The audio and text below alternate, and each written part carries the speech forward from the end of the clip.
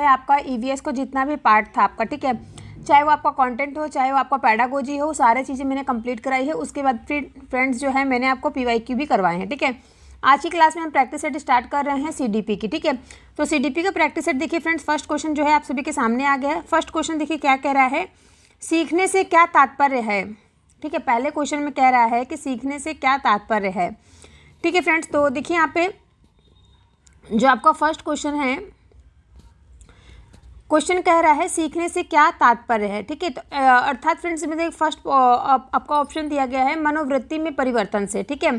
अगर आप लोग एग्जाम दिए होंगे तो आपको पता होगा कि इसी प्रकार से आपके जो क्वेश्चन आंसर है पेपर में आते हैं, ठीक है। 30 नंबर की आपकी पेडागोजी आती है, सॉरी फ्रेंड्स 30 नंबर का आपका पहले सबसे नंबर पे आता है सीडीपी, ठीक है। उसके बाद फ्रेंड्स आपका है जो 30 नंबर का आता है आपका पेडागोजी और ईवीएस आता है, 30 नंबर की आपकी मैथ आती है, 30 नंबर की आपकी फर्स्ट लैंग्वेज, 30 नंबर की आपकी सेकंड लैंग्वेज, ठीक है। ये तो रही बात फ्रेंड्स जो है फर्स्ट पेपर की, ठीक है। सेकंड पेपर की जो है फ्रेंड्स, सेकंड पेपर में जो है जिस हिसाब से आप लोग जो भी अपना पढ़े हैं ग्रेजुएशन, जो भी आपका ग्रेजुएशन है, जो आपने फॉर्म फिल किया है, ठीक है, उस हिसाब से आपका जो है पेपर मिलता है। बहुत लोगों का सोशल साइंस होता है, बहुत लोगों का साइंस होता है, ठीक है। इस प्रकार से आपके 30 नंबर के क्वेश्चन रहते हैं, कुछ 30 मार्क्स का मैथ रहता है सेकंड पेपर का, ठीक है। तो आपको जो है पूरा पेपर की जानकारी मैंने एक आपको बताई है। तो आप लोग जो है फ्रेंड्स उस क्लास को देख लीजिएगा ध्यान से, तो आपको आई होप सारी जो है जो है जितनी भी आपको समस्या है, जो भी प्रॉब्लम है, सभी आपको समझ में आ जाएगा, ठीक है, कि पेपर फर्स्ट में आपको क्या पढ़ना है, पेपर सेकंड में क्या पढ़ना है, सबका सिलेबस क्या रहेगा, ओके। तो आज की क्लास में बस मैं आपको इतना बताऊंगी कि सीडीपी का जो है 10 क्वेश्चन मैं आपको आज की क्लास में कराऊंगी, ताकि आप लोग जितने भी क्वेश्चन करो, एक एक क्वेश्चन जो भी कर रहे हो आप लोगों को अच्छे समझ में आ जाए, ठीक है।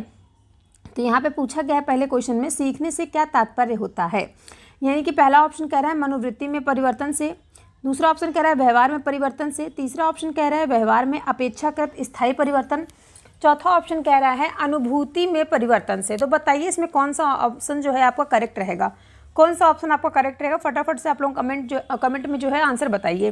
तो देखिए फ्रेंड्स यहाँ पे लर्निंग की बात हो रही है, अर्थात यहाँ पे बात हो रही सीखने का। सीखने का तात्पर्य होता है व्यक्ति के व्यवहार में अपेक्षाकृत स्थायी परिवर्तन से होता है। अर्थात फ्रेंड्स मैं आपसे ये कह सकती हूँ कि सीखने का तात्पर्य ये होता है कि जो भी कुछ आपने सीखा है उसको जो है आप अपने अंदर क्या है व्यवहार में परिवर्तन लाएं, उसको क्या कहेंगे, सीखना कहलाता है, ठीक है। सीखना या अधिगम शब्द में वातावरण संबंधित आवश्यकताओं की पूर्ति के लिए व्यवहार में होने वाले सभी प्रकार के परिवर्तन जो होते हैं सम्मिलित होते हैं, ठीक है। तो यहाँ पे फ्रेंड्स कह रहा है व्यवहार में अपेक्षाकृत स्थायी परिवर्तन, ठीक है। तीसरा ऑप्शन जो है आपका करेक्ट रहेगा, ओके। तीसरा ऑप्शन जो है आपको यहाँ पे देखने को मिल रहा है, कंफर्म हो सभी का। नेक्स्ट क्वेश्चन पे चलें। नेक्स्ट क्वेश्चन देखिए आपके सामने दिया गया है, क्वेश्चन नंबर 2 क्या कह रहा है। क्वेश्चन नंबर 2 आप लोग ध्यान से पढ़े, देखिए फ्रेंड्स क्वेश्चन नंबर 2 में क्या कह रहा है, ठीक है। क्वेश्चन नंबर 2 देखिए फ्रेंड्स कह रहा है कि शिक्षार्थियों को स्कूल केवल शिक्षा ही नहीं बल्कि सामाजिक मूल्यों, सामाजिक संज्ञान तथा सामाजिक मानकों के विषय में जानकारी देकर उनमें का बीज होता है। तो किसका बीज होता है फ्रेंड्स, इसमें जो फिल इन द ब्लैंक्स दिया गया है उसमें क्या आपका कौन सा ऑप्शन इसमें आपका करेक्ट होगा, ठीक है। पहला ऑप्शन कह रहा है वातावरण, दूसरा ऑप्शन कह रहा है सामाजिकरण, तीसरा ऑप्शन कह रहा है भौतिक संरचना, चौथा ऑप्शन कह रहा है विप्रेरणा। यानी कि फ्रेंड्स आपका जो फर्स्ट ऑप्शन में बोला गया है इन्वायरमेंट को, ठीक है, इन्वायरमेंट्स का बीज होता है। सेकंड कह रहा है सोशलाइजेशन, थर्ड ऑप्शन कह रहा है physical construction and fourth option कह रहा है आपका मोटिवेशन। तो कौन सा आपका जो ऑप्शन है इसमें करेक्ट रहेगा, शिक्षार्थियों को स्कूल जो है केवल शिक्षा ही नहीं बल्कि क्या है सामाजिक मूल्यों, सामाजिक संज्ञान और सामाजिक मानकों के विषय में जानकारी देकर उसमें क्या होता है, उसमें किस चीज़ का बीज बोता है, कौन सा ऑप्शन आपका करेक्ट रहेगा। तो देखिए फ्रेंड्स यहाँ पे हर जो भी क्वेश्चन में कहा गया है, क्वेश्चन में यहाँ पे सोशलाइजेशन की बात हो रही है, ठीक है, सामाजिक मूल्य, सामाजिक संज्ञान और सामाजिक मानकों की, ठीक है। तो इसमें आपको जो ऑप्शन आपका करेक्ट हो जाएगा वो हो जाएगा सेकंड ऑप्शन, यानी कि सामाजिकरण, ओके। कौन सा ऑप्शन आपका करेक्ट होगा फ्रेंड्स, सामाजिकरण, ठीक है। ये वाला ऑप्शन आपका जो है करेक्ट हो जाएगा। यानी कि शिक्षार्थियों को स्कूल केवल शिक्षा ही नहीं अपितु सामाजिक मूल्यों, सामाजिक संज्ञान तथा सामाजिक मानकों के विषय में जानकारी देकर उनमें सामाजिकरण का बीज बोता है, ओके। कंफर्म हो गया सभी को। नेक्स्ट क्वेश्चन पे चले। तो नेक्स्ट क्वेश्चन देखिए फ्रेंड्स आप सभी के सामने आ गया, क्वेश्चन नंबर 3 देखिए क्या कह रहा है। यहाँ पे देखिए फ्रेंड्स बात हो रही एनईपी, राष्ट्रीय शिक्षा नीति, ठीक है। राष्ट्रीय शिक्षा नीति 2020 के अनुसार आकलन के लिए अंतर्निहित सिद्धांत क्या होना चाहिए। तो देखिए फ्रेंड्स यहाँ पे बात हो रही अंतर्निहित आकलन की बात हो रही, ठीक है, आकलन के लिए, ठीक है, आकलन के लिए अंतर्निहित सिद्धांत क्या होना चाहिए। पहला ऑप्शन कह रहा है मुख्य रूप से रटने के कौशल का परीक्षण करना, सेकंड ऑप्शन कह रहा है केवल विषय वस्तु के अधिगम के लिए प्रोत्साहित करना, थर्ड ऑप्शन कह रहा है सभी विद्यार्थियों के लिए उनका सीखने और विकास का अनुकूलन करना, ठीक है। इसके बाद चौथा ऑप्शन कह रहा है कि विद्यार्थियों का वर्ष के अंत की परीक्षाओं के माध्यम से केवल संज्ञान आयाम का आकलन करना। तो देखिए फ्रेंड्स, जो रटने वाली बात होती है, रटना तो सबसे पहले मैंने आपको बता दिया, जो रटना है ये आपका क्या है, निगेटिव वर्ड होता है। ठीक है। इसके बाद देखिए यहाँ पे बात हो रही केवल, तो देखिए सबसे पहले अगर आपको केवल दीजिए तो वो भी आपका क्या होगा, निगेटिव वर्ड कहलाएगा। ठीक है। इसके बाद यहाँ पे देखिए फ्रेंड्स कह रहा है तीसरे ऑप्शन में, तो यहाँ पे देखिए फ्रेंड्स जो आपका आंसर करेक्ट होगा, हमारा चौथा आंसर जो है आपका करेक्ट हो जाएगा। ठीक है। यानी कि अगर हम बात करें, भारतीय सरकार जो है, भारत सरकार ने 29 जुलाई 2020 को राष्ट्रीय शिक्षा नीति 2020 को मंजूरी दी थी। ठीक है। अगर आपको एग्जाम में पूछ लिया जाए कि इस राष्ट्रीय शिक्षा नीति 2020 को मंजूरी कब मिली थी, तो वो मिली थी फ्रेंड्स 29 जुलाई 2020 को। ठीक है। और इसके बाद इस शिक्षा नीति ने 34 वर्ष पुरानी राष्ट्रीय शिक्षा नीति यानी कि 1986 को प्रतिस्थापित किया है। ठीक है। राष्ट्रीय शिक्षा नीति जो 2020 है, इसके अनुसार आकलन के लिए अंतर्निहित सिद्धांत जो है वो सभी विद्यार्थियों के लिए उनका सीखने और विकास का अनुकूलन करना है। ओके। तो इसमें आपका जो ऑप्शन करेक्ट हो जाएगा वो आपका है फोर्थ वाला ऑप्शन जो है आपका इसमें करेक्ट हो जाएगा। ठीक है। कौन सा ऑप्शन आपका करेक्ट रहेगा फ्रेंड्स, यहाँ पे आपका फोर्थ ऑप्शन जो है आपका करेक्ट हो जाएगा। ओके, कंफर्म हो सभी का। नेक्स्ट क्वेश्चन देखिए क्या कह रहा है, नेक्स्ट क्वेश्चन पे हम लोग चलते हैं। नेक्स्ट क्वेश्चन आप सभी के सामने है, यहाँ पे देखिए फ्रेंड्स नेक्स्ट क्वेश्चन है फोर्थ क्वेश्चन नंबर क्या कह रहा है। फोर्थ क्वेश्चन में देखिए फ्रेंड्स कह रहा है कि सीखने के अंतर्गत इसके फोल्डिंग दर्शाता है। तो इसके फोल्डिंग जो है फ्रेंड्स सीखने के अंतर्गत क्या दर्शाता है। ठीक है। पहला ऑप्शन कह रहा है कि अध्यापक द्वारा सीखने में प्रयोग की गई शिक्षण विधियों को। सेकंड ऑप्शन कह रहा है सीखने में वयस्कों द्वारा किए गए अस्थायी सहयोग को। थर्ड ऑप्शन कह रहा है पूर्व में सीखे गए ज्ञान की पुनरावृत्ति को। फोर्थ ऑप्शन कह रहा है सीखने की प्रक्रिया में प्रयुक्त सहायक सामग्री की मात्रा को। तो इसमें आपका कौन सा ऑप्शन जो है करेक्ट रहेगा। आप सभी को एक डाउट है मन में कि मैं क्या है कि सीटेट का जो फॉर्म है अभी तक एप्लीकेशन क्यों नहीं आई, तो जल्दी उसकी एप्लीकेशन जारी होने वाली है और आपका एग्ज़ाम जो है जुलाई लास्ट तक आपको देखने को मिल जाएगा। तो सभी लोग अपनी तैयारी ध्यान से करते रहिए। ठीक है। तो देखिए अगर हम बात करें यहाँ पे सीखने के अंतर्गत जो स्केल फोल्डिंग क्या दर्शाता है। ठीक है। कौन सा आंसर इसमें आपका करेक्ट रहेगा। तो देखिए मैं आपको बता दूँ, जो शिक्षण प्रक्रिया है इसमें बालकों के सीखने में वयस्कों द्वारा किए गए जो अस्थायी सहयोग को इसके फोल्डिंग नाम से जाना जाता है। ठीक है। इसके फोल्डिंग जो है फ्रेंड्स एक ऐसा शिक्षण प्रक्रिया होता है जिसमें बच्चों को दिए जाने वाले निर्देश की मात्रा एवं स्वरूप उनके विकास के स्तर के अनुरूप होता है। ओके। तो आपका जो चौथा क्वेश्चन है इसमें आपका जो आंसर करेक्ट हो जाएगा वो होगा सीखने में वयस्कों द्वारा किए गए अस्थायी सहयोग को। ठीक है। सेकंड ऑप्शन आपका इसमें करेक्ट हो जाएगा। ओके, कंफर्म हो, सभी को समझ में आ गया। नेक्स्ट क्वेश्चन पे चले। नेक्स्ट क्वेश्चन देखिए आप सभी के सामने है। क्वेश्चन नंबर 5 क्या कह रहा है, ध्यान से देखिए। क्वेश्चन नंबर 5 में देखिए फ्रेंड्स कह रहा है समावेशी कक्षा की विशेषता नहीं है।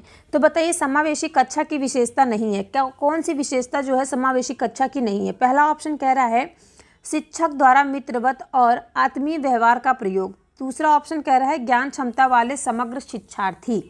ठीक है। थर्ड ऑप्शन कह रहा है कि अलग अलग विषयों हेतु अलग अलग सहायक सामग्रियों का प्रयोग करना। फोर्थ ऑप्शन कह रहा है कि वास्तविक तथा सतत आकलन की व्यवस्था। तो इसमें बताइए आपका कौन सा आंसर जो है आपका करेक्ट रहेगा। तो देखिए फ्रेंड्स सबसे पहले आप क्वेश्चन को ध्यान से पढ़िएगा। क्वेश्चन में यहाँ पे निगेटिव दिया गया है। ठीक है। निगेटिव का आंसर आपका जाएगा कहाँ से, निगेटिव से, ज्ञान क्षमता वाले समग्र शिक्षार्थियों से। ठीक है। ओके, आपका आंसर जो कौन सा करेक्ट हो जाएगा, सेकंड वाला। ओके। इसके बाद नेक्स्ट क्वेश्चन की हम बात करेंगे। क्वेश्चन नंबर 6 आपका क्या कह रहा है। क्वेश्चन नंबर 6 देखिए आप सभी के सामने है। क्वेश्चन नंबर 6 में कह रहा है कि छात्रों के बीच भ्रांतियों को डैश महत्वपूर्ण है। यानी कि यहाँ पे जो फिलिंग द ब्लैंक्स है, जो यहाँ पे ब्रैकेट है, यहाँ पे जो भी खाली स्थान है, यहाँ पे क्या होगा आंसर। ठीक है। तो देखिए फ्रेंड्स छात्रों के बीच भ्रांतियों को महत्वपूर्ण स्थान दिया जाता है किसको। पहला ऑप्शन कह रहा है निर्मित करना, दूसरा ऑप्शन कह रहा है पहचानना, तीसरा ऑप्शन कह रहा है अनदेखा करना, चौथा ऑप्शन कह रहा है प्रचारित करना। तो इसमें आपका कौन सा आंसर जो है आपका करेक्ट रहेगा। फटाफट से आप लोग आंसर जो है कमेंट बॉक्स में बताइए।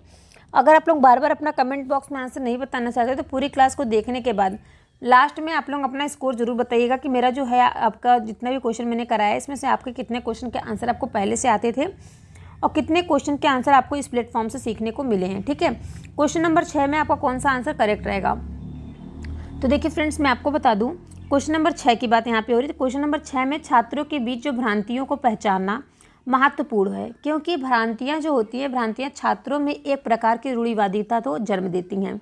अर्थात यह कहा जा सकता है कि यदि छात्रों के मन में किसी भी प्रकार की भ्रांति होती है तो वे उसे ही सही मानने लगते हैं। ठीक है। अगर उनके मन में जो भी भ्रांति है उसको दूर ना किया जाए तो क्या करेंगे बच्चे, उसे ही क्या करेंगे, सच मानने लगेंगे। अर्थात वे उस संबंध में सत्य को जानना ही नहीं चाहते हैं।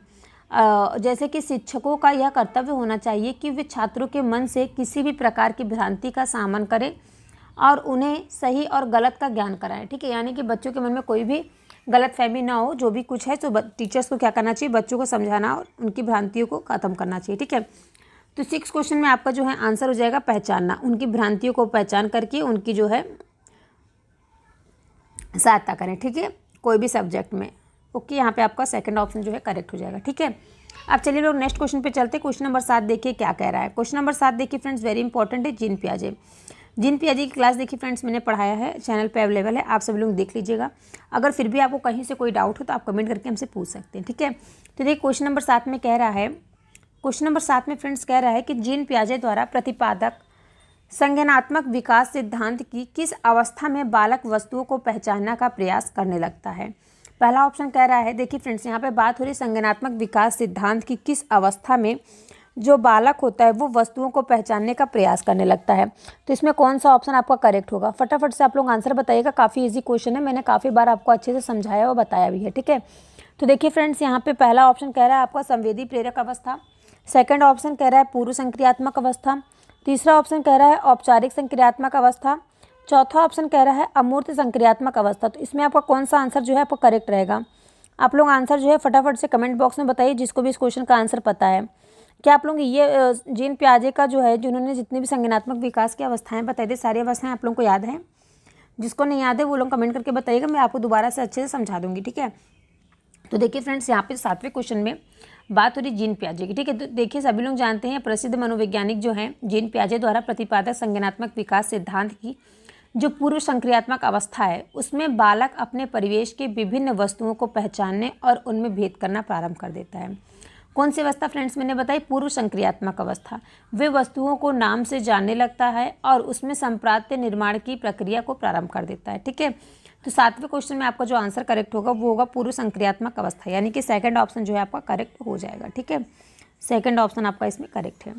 फिर हम नेक्स्ट चलते हैं क्वेश्चन नंबर 8 पे। क्वेश्चन नंबर 8 देखिए क्या कह रहा है आपका, क्वेश्चन नंबर 8 है यहाँ पे आपके सामने है। क्वेश्चन नंबर 8 में कह रहा है एक बच्चा जो है जो कि अपनी मातृभाषा सीख रहा है, वह दूसरा बच्चा वही भाषा द्वितीय भाषा के रूप में सीख रहा है। अब दोनों निम्नलिखित में से कौन सी समान प्रकार की त्रुटि कर रहे हैं। ठीक है, कौन सी त्रुटि, देखिए एक बच्चा जो है वो जो अपनी माँ की, जो अपनी मातृभाषा, जो अपने आसपास की, जिसको मातृभाषा कहते हैं, मदर टंग सीख रहा है, और दूसरा बच्चा वही भाषा को द्वितीय भाषा के रूप में सीख रहा है। ठीक है, यानी कि जो उसकी मदर टंग है वो दूसरी है, वो जो है इसकी मदर टंग को वो है दूसरी भाषा के रूप में सीख रहा है। ठीक है, अब बताइए कौन, जो दोनों बच्चों में कौन जो है कौन गलतियाँ कर रहा है, कौन सी गलती दोनों बच्चों कर रहे हैं। तो देखिए समान गलतियाँ कौन कर रहा है, पहला कह रहा है अधिकाधिक सामान्यीकरण, दूसरा कह रहा है सरलीकरण, तीसरा कह रहा है विकासात्मक, चौथा कह रहा है अत्यधिक संशुद्धता। तो इसमें कौन सा ऑप्शन आपका करेक्ट रहेगा। तो देखिए फ्रेंड्स मैं आपको बता दूं, अगर हम बात करें एक बच्चे द्वारा अपनी मातृभाषा सीखने और दूसरे बच्चे द्वारा वही भाषा जो है द्वितीय भाषा के रूप में सीखने की जो स्थिति होती है, उसमें दोनों बच्चे जो हैं समान से विकासात्मक प्रकार की त्रुटि कर सकते हैं। ठीक है, कौन सी फ्रेंड्स, विकासात्मक। तो विकासात्मक जो है आपको थर्ड ऑप्शन में दिख रहा है, थर्ड ऑप्शन आपका इसमें जो है आपका करेक्ट हो जाएगा। ठीक है, कौन सा आंसर आपका करेक्ट हो जाएगा फ्रेंड, थर्ड। ठीक है, समझ में आ गया सभी को। नेक्स्ट क्वेश्चन पे चलें, क्वेश्चन नंबर 9 देख लीजिए सब लोग ध्यान से। क्वेश्चन नंबर 9 पे देखिए क्या कह रहा है फ्रेंड्स, ध्यान से देखिएगा। क्वेश्चन नंबर 9 पे देखिए कह रहा है कि निम्न में से, ठीक है, क्वेश्चन नंबर 9 में कह रहा है कि निम्न में से वह कथन जो शिक्षार्थियों में सृजनात्मकता का पोषण करता है क्या कहलाता है। पहला ऑप्शन कह रहा है प्रत्येक शिक्षार्थियों की अंतर्जात प्रतिभाओं का पोषण करने एवं प्रश्न करने के अवसर उपलब्ध कराना। सेकंड ऑप्शन कह रहा है कि विद्यालयी जीवन प्रारंभ से उपलब्धि के लक्ष्यों पर बल देना। तीसरा ऑप्शन कह रहा है परीक्षा में अच्छे अंकों के लिए विद्यार्थियों की कोचिंग कराना। चौथा ऑप्शन कह रहा है अच्छी शिक्षा के व्यवहारिक मूल्यों के लिए विद्यार्थियों का शिक्षण। तो इसमें कौन सा ऑप्शन जो है आपका करेक्ट रहेगा, फटाफट से आप लोग आंसर भी जो है कमेंट बॉक्स में बताया करिए। ठीक है, तो क्वेश्चन नंबर 9 जो है फ्रेंड्स यहाँ पे बात हो रही है शिक्षार्थियों में सृजनात्मकता का पोषण कराता है, वह कौन सा कथन है। इसमें चारों ऑप्शन में से कौन सा आंसर जो आपका करेक्ट होगा। तो देखिए फ्रेंड्स मैं आपको बता दूं, प्रत्येक शिक्षार्थी के अंतर्जात प्रतिभाओं का पोषण जो है करने एवं प्रश्न करने के अवसर उपलब्ध कराना जो है वो शिक्षण अधिगम प्रक्रिया में शिक्षार्थियों की सृजनात्मकता का पोषण करता है। यानी कि जो 9वां क्वेश्चन है, 9वें क्वेश्चन में आपका आंसर जो करेक्ट हो जाएगा वो पहला आंसर आपका करेक्ट हो जाएगा। ठीक है, यानी कि प्रत्येक शिक्षार्थियों के अंतर्गत प्रतिभाओं का पोषण करने में एवं प्रश्न करने में अवसर उपलब्ध कराना। ठीक है, 9वां क्वेश्चन का आपका पहला ऑप्शन जो है करेक्ट हो जाएगा। ठीक है, नेक्स्ट क्वेश्चन पे चलते हैं। क्वेश्चन नंबर 10 देखिए क्या कह रहा है। तो चलिए क्वेश्चन नंबर 10 की यहाँ बात करते हैं। क्वेश्चन नंबर 10 देखिए आप सभी के सामने है। कह रहा है, क्वेश्चन नंबर 10 में कह रहा है फ्रेंड्स कि भाषा जो है, भाषा अच्छे गुणों से संपन्न तथा सफल मानी जाती है। यदि भाषा जो है फ्रेंड्स वो अच्छे गुणों से संपन्न मानी जाती है, यदि सफल मानी जाती, यदि कौन सा ऑप्शन इसमें करेक्ट रहेगा। ठीक है, तो देखिए पहला ऑप्शन कह रहा है इसमें विचारों और धारणाओं के संचार की गुंजाइश हो। सेकंड ऑप्शन कह रहा है यह जो है नए विचार और संभावनाएं उत्पन्न करने में सक्षम हो। ठीक है, थर्ड ऑप्शन कह रहा है यह बदलते वातावरण में किसी के अनुकूल को बढ़ाए। चौथा ऑप्शन कह रहा है यह शब्दों के उच्चारण और उन्हें वाक्यों में उपयोग करने के लिए एक नियमावली प्रदान करता है। तो इन सभी क्वेश्चन में जो है आपका कौन सा ऑप्शन जो है करेक्ट है क्वेश्चन नंबर 10 में। तो देखिए फ्रेंड्स, मैं आपको बता दूं, भाषा जो है वो अच्छे गुणों से संपन्न तथा सफल मानी जाती है। यह यदि हम कहें कि यह नए विचार और संभावनाएं उत्पन्न करने में सक्षम हो, क्योंकि भाषा जो है वो अनुकरण, वातावरण के साथ अनुक्रिया तथा शारीरिक, सामाजिक एवं मनोवैज्ञानिक आवश्यकताओं की पूर्ति की मांग में विशेष भूमिका का निर्वाह करती है। अर्थात हम यह कह सकते हैं कि इसमें जो आपका 10वां क्वेश्चन है, इसमें आपका सेकंड ऑप्शन जो है आपका करेक्ट हो जाएगा। ठीक है, अब आप लोग मुझे कमेंट बॉक्स में बताइएगा कि जितने क्वेश्चन मैंने आज की क्लास में आपको कराए हैं, इसमें से आपको कितने क्वेश्चन के आंसर पहले से आते थे। ठीक है, 10वें का दूसरा आपका क्वेश्चन का आंसर करेक्ट हो जाएगा। ठीक है, अब आप लोग कमेंट करके हमें जरूर बताइएगा। और आपको पेपर यानी कि फ्रेंड्स सीटीपी का जो है क्लास में आपको आज की क्लास में कराऊंगी। जैसा कि फ्रेंड्स आप सभी लोग जानते हैं जो सीटेट का पेपर रहता है, ये फ्रेंड्स आपका 2 पेपर होता है। सीटेट जो है 2 पेपर कराता है, पेपर फर्स्ट और पेपर सेकंड। ठीक है, पेपर फर्स्ट जो है फ्रेंड्स ये आपका रहता है 1 to 5 क्लास वालों के लिए। ठीक है, 1 to 5 क्लास वालों के लिए, और जो पेपर सेकंड रहता है वो रहता है 6 to 8 क्लास वालों के लिए। ठीक है, तो फ्रेंड्स ये आप सभी को पता होना चाहिए कि जिन्होंने बीटीसी किया है, यानी कि जिन्होंने डीएलएड का कोर्स कर रखा है, उन लोगों को क्या करना है, फर्स्ट पेपर उन लोगों के लिए अवेलेबल रहता है और सेकंड पेपर जो है फ्रेंड्स वो रहता है जिन्होंने बीएड कर रखा है। ठीक है, तो देखिए फ्रेंड्स ये प्राइमरी वालों के लिए जो आज की क्लास में आपको बताने प्राइमरी वालों को बताने वाली हूँ। ठीक है, और ये भी मैं आपको बता दूं, जो फर्स्ट पेपर होता है वो फ्रेंड्स जो होता है वो आपका 5 पार्ट में होता है। ठीक है, उसमें 150 क्वेश्चन का आपका पूरा पेपर होता है, जिसमें कि आपका 30 नंबर जो होता है वो आपका रहता है किसका फ्रेंड्स, सीडीपी का रहता है। ठीक है, 30 नंबर आपका सीडीपी का रहता है, फिर 30 नंबर आपका रहता है ईवीएस का, 30 नंबर आपका मैथ का रहता है। ठीक है फ्रेंड्स, चौथा रहता है आपका 30 नंबर की आपकी लैंग्वेज फर्स्ट रहेगी, 30 नंबर की आपकी लैंग्वेज सेकंड रहेगी। तो इस टाइप का फ्रेंड्स जो है आपका पूरा पेपर बनता है। ठीक है, तो देखिए जो अगर आपको पेपर जो है सीटेट का जो फर्स्ट पेपर है आपको ये पढ़ना है, तो आपको जो है खुशबू एकेडमी क्लासेस है उस पर फ्रेंड्स सारी चीज़ें आपको जो है मिल जाएंगी।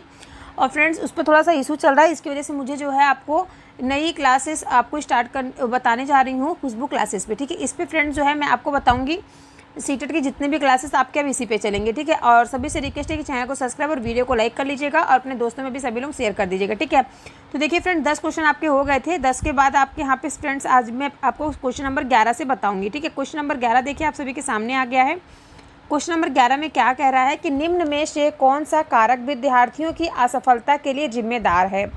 तो बताइए फ्रेंड्स, विद्यार्थियों की असफलता के लिए कौन सा जो है कारक जिम्मेदार है। पहला ऑप्शन कह रहा है असंदर्भित पाठ्यक्रम, सेकंड कह रहा है विषय वस्तु को प्रस्तुत करने के लिए विविध तरीके, थर्ड ऑप्शन कह रहा है विद्यार्थी केंद्रित गतिविधियां, फोर्थ ऑप्शन कह रहा है कि व्यक्तिगत विभिन्नताओं का मान। तो कौन सा ऑप्शन इसमें आपका करेक्ट रहेगा क्वेश्चन नंबर 11 में।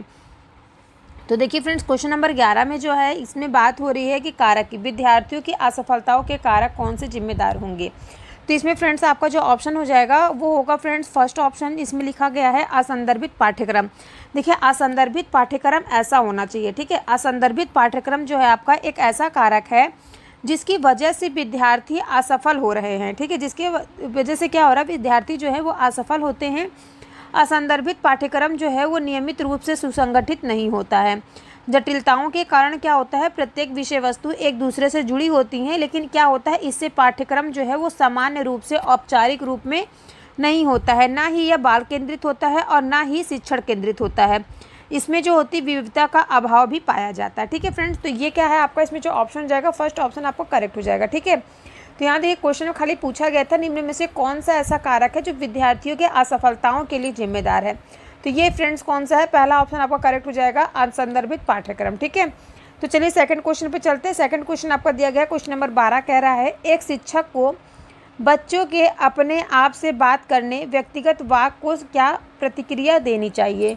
तो इसमें आपका कौन सा ऑप्शन करेक्ट रहेगा फ्रेंड्स, इसका आंसर आप लोग बताइएगा। पहला ऑप्शन कह रहा है उसे हतोत्साहित करना चाहिए क्योंकि वह आत्मकेंद्रीय को बढ़ावा देता है। सेकंड ऑप्शन कह रहा है कि उसे हतोत्साहित करना चाहिए क्योंकि इसके द्वारा बच्चा अपना खुद का ध्यान भंग करता है। तीसरा ऑप्शन कह रहा है कि उसे प्रोत्साहित करना चाहिए क्योंकि इससे स्वनियमन सुसंदित होता है। ठीक है, फोर्थ ऑप्शन कह रहा है उसे प्रोत्साहित करना चाहिए क्योंकि इसमें शिक्षक की जिम्मेदारी समाप्त हो जाती है। ठीक है, तो इसमें फ्रेंड्स आपको कौन सा ऑप्शन आपको करेक्ट लग रहा है कमेंट बॉक्स में बताइए। ठीक है, जिसको भी इसका आंसर पता है आप कमेंट बॉक्स में ज़रूर बताइएगा। तो देखिए फ्रेंड्स, मैं आपको बता दूँ क्वेश्चन नंबर आपका जो 12 है, इसमें आपका ऑप्शन जो है थर्ड ऑप्शन करेक्ट हो जाएगा। उसे प्रोत्साहित करना चाहिए क्योंकि इससे क्या होता है, इससे स्वनियमन को सुसंधित होता है। ठीक है, इसमें आपको जो सेकंड ऑप्शन थर्ड ऑप्शन है ये आपका करेक्ट हो जाएगा। अब देखिए फ्रेंड्स, ऐसा मैं आपको क्यों कह रही हूँ, क्योंकि देखिए जो एक शिक्षिका होती है, ठीक, एक टीचर जो होती है उसको बच्चों की अपने आप से बात करने, यानी कि जिसको हम कहेंगे व्यक्तिगत वाक्य की प्रतिक्रिया के लिए उसे प्रोत्साहित करना चाहिए क्योंकि इससे क्या होता है, इससे बच्चों में स्वनियमन सुसाधित होता है। ऐसी प्रतिक्रिया देने से बच्चे में व्यक्तिगत वाक्य की प्रवृत्ति बढ़ती है। इससे बच्चों के अधिगम श्रेणी में रखा जाता है। बच्चों की जो मानसिक विकास में इसकी महत्वपूर्ण भूमिका होती है। ठीक है, अब देखिए क्वेश्चन नंबर 13 क्या कह रहा है, समझ में आया सभी क्वेश्चन नंबर 12? कोई डाउट हो तो कमेंट करके पूछिएगा। ठीक है, क्वेश्चन नंबर 13 देखिए फ्रेंड्स आप सभी के सामने क्वेश्चन नंबर 13 क्या कह रहा है, ध्यान से पढ़िएगा। ठीक है, क्वेश्चन नंबर 13 में देखिए कह रहा है फ्रेंड्स कि निम्नलिखित में से कौन किसी व्यक्ति के हाथ से आँख के तालमेल, संतुलन और शारीरिक निपुणता की क्षमता को प्रभावित करता है। यानी कि फ्रेंड्स यहाँ बात हो रहा है कि इनमें से ये जो 4 ऑप्शन आपके दिए गए हैं, गुणज वैकल्प, भाषा वैकल्प, पठन वैकल्प और गति समन्वय वैकल्प, इन चारों वैकल्पों में से किसी व्यक्ति के हाथ से आँख के तालमेल का, संतुलन और शारीरिक निपुणता की क्षमता को प्रभावित करता है। तो कौन सा ऑप्शन इसमें आपका करेक्ट रहेगा। ठीक है, तो देखिए फ्रेंड्स मैं आपको बता दूं गति समन्वय वैकल्प। ठीक है, क्या कह रहा है फ्रेंड्स, आँखों का और हाथ का तालमेल। ठीक है, तो क्या कर रहा है, गति कर रहा है ना कि वो मैथमेटिकल कर रहा है जो आपका गुणज होगा, ना तो वो पढ़ रहा है जो आपका पढ़न होगा, ना तो वो भाषा।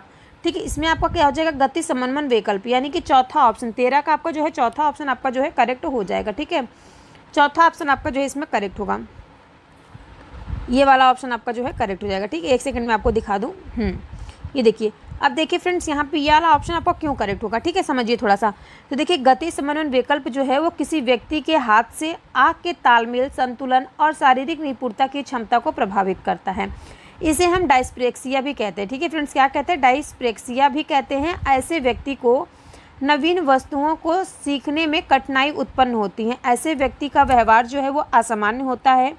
संतुलन एवं गतिशीलता असामान्य होने से व्यक्ति की अधिगम क्षमता पर नकारात्मक प्रभाव उत्पन्न होने लगता है। ठीक है, तो आप सभी को आई होप फ्रेंड समझ में आ गया होगा क्वेश्चन नंबर 13। नेक्स्ट क्वेश्चन पे हम लोग चलते हैं। क्वेश्चन नंबर 14 क्या कह रहा है, ध्यान से पढ़ना। ठीक है, सभी क्वेश्चन को अच्छे से समझने की कोशिश कीजिए। कहीं भी आपको अगर कोई डाउट है, कुछ नहीं समझ में आ रहा है तो आप कमेंट करके पूछ लिया करिए। ठीक है, मैं हमेशा आपसे ये बात कहती हूँ। तो क्वेश्चन नंबर 14 में क्या कह रहा है, आपका जो फ्रेंड सीटेट का जो नोटिफिकेशन है जल्दी आने वाला है सीटेट का। ठीक है, आपका जो है जुलाई के लास्ट वीक तक ये जो है एग्ज़ाम करा देगा सीटेट। ठीक है, तो देखिए क्वेश्चन नंबर 14 क्या कह रहा है, पाठ्य पुस्तकों के विषय में कौन सा कथन अनुचित होगा। तो देखिए फ्रेंड्स यहाँ पे क्वेश्चन में क्या पूछा गया, निगेटिव, यानी कि अनुचित होगा पाठ्य पुस्तकों के विषय में। तो पहला ऑप्शन कह रहा है पाठ्य पुस्तकों की सहायता से निश्चित समय में विभिन्न विषयों का ज्ञान प्राप्त किया जाता है। सेकंड ऑप्शन कह रहा है पाठ्य पुस्तकों की सहायता से विद्यार्थी जो है कक्षा में सुनी हुई बातों को घर पर भी समझ सकता है और पुनरावृत्ति का कार्य आसानी से कर सकता है। ठीक है, थर्ड ऑप्शन कह रहा है कि पाठ्य पुस्तकों से प्राप्त ज्ञान पूर्व रूप से व्यवहारिक होता है, अतः उसकी अत्यधिक उपयोगिता है। ठीक है, फोर्थ ऑप्शन में कह रहा है अधिकांश यह पाया जाता है कि पाठ्य पुस्तकों का प्रयोग जो है विद्यार्थियों को रटने की प्रवृत्ति को बढ़ावा देती है। क्वेश्चन नंबर 14 जो है फ्रेंड्स इसमें आपका देखिए कथन जो है अनुचित होगा। कौन सा ऑप्शन आपका इसमें करेक्ट होगा क्वेश्चन नंबर 14 में, तो इसमें फ्रेंड्स जो है आपका ऑप्शन जो है थर्ड वाला ऑप्शन आपका जो है यहाँ पे सामने जो आपको जो दिख रहा है ये आपका करेक्ट हो जाएगा। अब देखिए फ्रेंड्स मैं आपको बता दूं जो पाठ्य पुस्तक है, पाठ्य पुस्तकों से प्राप्त ज्ञान जो है वो पूर्ण रूप से व्यवहारिक नहीं होता है। क्योंकि व्यवहारिक ज्ञान की प्राप्ति जो है वो व्यक्ति समाज से प्राप्त करता है। समाजीकरण की प्रक्रिया के दौरान व्यक्ति व्यवहारिक ज्ञान प्राप्त करता है। ठीक है, समझ में आया सभी को। क्वेश्चन नंबर 14 में जो है आपका तीसरा आंसर जो है आपका करेक्ट हो जाएगा। ठीक है, तो चलिए नेक्स्ट क्वेश्चन पे चलते हैं। क्वेश्चन नंबर 15 क्या कह रहा है? क्वेश्चन नंबर 15 देखिए आप सभी के सामने आ गया। क्वेश्चन नंबर 15 क्या कह रहा है, ध्यान से सभी लोग देखिएगा। ठीक है, तो देखिए फ्रेंड्स, क्वेश्चन नंबर 15 यहाँ पे कह रहा है कि निम्नलिखित में से कौन सा विकल्प जो है वो सामाजिक बुराइयों के न्यूनीकरण का सबसे प्रभावी माध्यम है।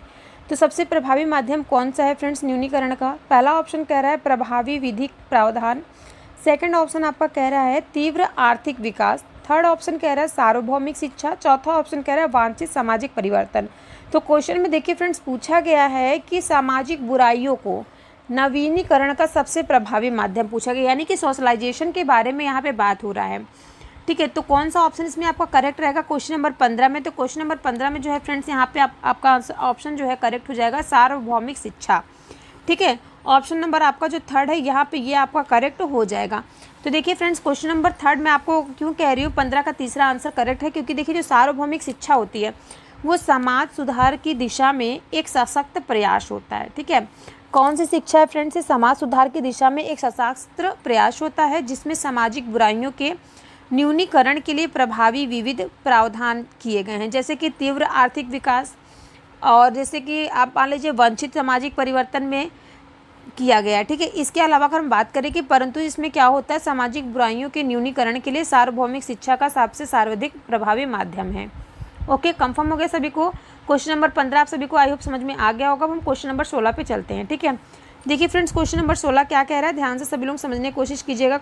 हाँ, क्वेश्चन नंबर 16 आप सभी के सामने आ गया है। देखिए क्वेश्चन नंबर 16 में कह रहा है सामाजिक परिपक्वता की दृष्टि से एक उत्तम शिक्षा योजना है कि, पहला ऑप्शन कह रहा है कौन सी शिक्षा योजना जो उत्तम है फ्रेंड्स सामाजिक परिपक्वता के लिए। ठीक है, यहाँ पे सोशलाइजेशन की बात हो रही है कि सोशलाइजेशन में परिपक्वता की दृष्टि से एक उत्तम शिक्षा क्या होती है। ठीक है, तो पहला ऑप्शन कह रहा है कि इन सिद्धांतों को अपनाएं कि यह कुछ अधिक बौद्धिक क्रियाओं के लिए तथा कुछ सामाजिक क्रियाओं के लिए आवश्यक है। ठीक है, ये तो आपका पहला ऑप्शन कह रहा है। सेकंड ऑप्शन में कह रहा है कि कक्षा के संदर्भ में शिक्षार्थियों के अधिगम की उचित व्यवस्था की जाए। थर्ड ऑप्शन में कह रहा है कक्षा के सभी शिक्षार्थियों को उचित सामाजिक योगदान देने के लिए प्रोत्साहित किए जाएं। फोर्थ ऑप्शन कह रहा है कि प्रत्येक शिक्षार्थियों को व्यक्तिगत रूप से शिक्षा प्रदान की जाए। तो इसमें आपका कौन सा ऑप्शन जो है वो आपका करेक्ट रहेगा, कौन सा आंसर जो है आपका इसमें करेक्ट हो जाएगा। ठीक है, तो देखिए फ्रेंड्स, यहाँ पे सामाजिक परिपक्वता की बात करें, ठीक है, मैच्योरिटी की बात हो रही है यहाँ पे, सोशलाइजेशन मैच्योरिटी की, तो कौन सा ऑप्शन इसमें आपका करेक्ट होगा? क्वेश्चन नंबर 16 का जो है फ्रेंड्स इसमें आपका ऑप्शन करेक्ट हो जाएगा कक्षा में जो सभी शिक्षार्थियों को उचित सामाजिक योगदान देने के लिए प्रोत्साहित किया जाए। ऑप्शन नंबर इसमें आपका जो तीसरा है ये आपका इसमें यहाँ करेक्ट हो जाएगा। ठीक है, क्योंकि देखिए फ्रेंड्स सामाजिक परिपक्वता के लिए शिक्षार्थियों को समाज एवं समाजीकरण की प्रक्रिया से अवगत कराना चाहिए, क्योंकि सामाजिक परिपक्वता की दृष्टि से एक उत्तम शिक्षा योजना यह होनी चाहिए कि कक्षा के सभी शिक्षार्थियों को उचित सामाजिक योगदान देने के लिए प्रोत्साहित किया जाए। ठीक है, समझ में आ गया सभी को क्वेश्चन नंबर 16। नेक्स्ट क्वेश्चन पे चले। नेक्स्ट क्वेश्चन है आप सभी के सामने क्वेश्चन नंबर 7। देखिए फ्रेंड्स, इसका जितना भी थियरी है, थियरी मैंने काफ़ी अच्छे से आप सभी को समझाया है खुशबू एकेडमी चैनल पे। ठीक है, खुशबू एकेडमी जो है फ्रेंड्स उस पर मैंने आपको एक एक चीज़ें थियरी में पूरा एक एक चीज़ें काफ़ी अच्छे से समझाने की कोशिश की है। CDP उसमें कंप्लीट हो गया, आप उस पर EVS कंप्लीट हो गया है, हिंदी कंप्लीट हो गई है। ठीक है, ये तीनों सब्जेक्ट जो है मैंने आपको पूरा कंप्लीट करा दिया है थियरी। ठीक है, थियरी और प्लस PYQ सभी चीज़ें आपको उसमें अवेलेबल है। ठीक है, यहाँ पे भी फ्रेंड्स जो है मैं आपको PYQs करा रही हूँ। ठीक है, तो चलिए हम क्वेश्चन नंबर 17 पे चलते हैं। क्वेश्चन नंबर 17 आपका क्या कह रहा है, ध्यान से देखिएगा। क्वेश्चन नंबर 17 में देखिए फ्रेंड्स कह रहा है स्वकेंद्र परीक्षा प्रणाली के विषय में आपका क्या विचार है? तो क्या विचार है फ्रेंड्स? पहला ऑप्शन कह रहा है इस व्यवस्था में शिक्षार्थी अधिक अनुशासित रह सकते हैं। सेकंड ऑप्शन कह रहा है इससे शिक्षार्थियों को नई जगह जाकर समायोजन का कष्ट नहीं झेलना पड़ता है। तीसरा ऑप्शन कह रहा है दूसरे परीक्षा केंद्र पर शिक्षार्थी हताश होकर अक्सर अच्छा प्रदर्शन नहीं कर पाते हैं। चौथा ऑप्शन कह रहा है इससे शिक्षार्थियों को नकल की सुविधा हो जाती है। तो बताइए फ्रेंड्स, जो स्व केंद्र परीक्षा प्रणाली है उसके विषय में आपका क्या विचार है? इन चारों ऑप्शन में सबसे सटीक आंसर कौन सा होगा? ऐसे क्वेश्चन पता है जब सीटेट के एग्जाम में आते हैं तो बच्चे काफ़ी ज़्यादा कंफ्यूज हो जाते हैं कि कौन सा ऑप्शन करेक्ट है, क्योंकि इसमें देखिए चारों जो ऑप्शन है वो सटीक लग रहे हैं, ठीक है। लेकिन हमें क्या करना है, इन चारों ऑप्शन में से सबसे सटीक आंसर ढूंढना रहता है। कभी कभी क्या करते हैं सीबीएसई वाले, अगर हम लोग जैसे बहुत से बच्चे जो होते हैं 2-2 ऑप्शन में आपका करेक्ट हो जाता है, ठीक है, तो उन क्या करते हैं एक नंबर जो है वो लोग प्लस दे देते हैं। तो इसमें आपको बताना है कौन सा आंसर जो है करेक्ट है, ये आप आंसर जो है कमेंट बॉक्स में ज़रूर बताइएगा, ठीक है, कि 17 क्वेश्चन का कौन सा आंसर करेक्ट होगा। लेकिन देखिए फ्रेंड्स, यहाँ पे बात हो रही है स्व केंद्रित, ठीक है, स्व केंद्र परीक्षा प्रणाली। तो इसमें आपको जो ऑप्शन करेक्ट हो जाएगा क्वेश्चन नंबर 17 का, तो देखिए जो प्रत्येक विद्यार्थी होते हैं उनकी शारीरिक क्षमता एवं व्यवहार में भिन्नता पाई जाती है, ठीक है। सभी बच्चे जो है उनके शारीरिक और मानसिक रूप से उनका क्या होता है, उसमें विभिन्नता पाई जाती है। अतः अगर हम बात करें दूसरे केंद्रों पर परीक्षा के दौरान सभी विद्यार्थी जो है वो समायोजन नहीं कर पाते हैं, जबकि स्व केंद्र परीक्षा प्रणाली में क्या होता है, शिक्षार्थियों को नई जगह जाकर समायोजन का कष्ट नहीं झेलना पड़ता है, ठीक है। तो इसमें आपका जो ऑप्शन होगा सेकंड ऑप्शन करेक्ट हो जाएगा। इससे क्या होगा, शिक्षार्थियों को नई जगह जाकर समायोजन का कष्ट नहीं झेलना पड़ता है, ठीक है। इसमें आपका जो है सेकंड ऑप्शन करेक्ट हो जाएगा। ओके, नेक्स्ट क्वेश्चन पे चले। नेक्स्ट क्वेश्चन देखिए फ्रेंड्स, आपका आ गया क्वेश्चन नंबर 18, एजर्शन वाला क्वेश्चन आ गया फिर, ठीक है।